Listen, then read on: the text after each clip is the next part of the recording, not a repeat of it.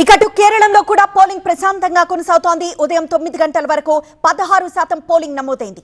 రాష్ట్ర వ్యాప్తంగా 30,495 పోలింగ్ కేంద్రాలుండగా అన్ని బూతుల్లోనూ వెబ్ కాస్టింగ్ నిర్వహిస్తున్నారు. 140 నియోజకవర్గాల్లో 883 మంది అభ్యర్థులు పోటీ పడుతూ ఉండగా 2,71,00,000 మంది ఓటర్లు ఓటు హక్కు వినియోగించుకుంటున్నారు. కేరళంలో ప్రధానంగా 3 కూటముల మధ్య ఫైట్ నడుస్తోంది. సిపిఎం నేతృత్వంలోని ఎల్డీఎఫ్, కాంగ్రెస్ నేతృత్వంలోని యూడీఎఫ్, బీజేపీ నేతృత్వంలోని ఎన్డీఏ పోటీ పడుతున్నాయి.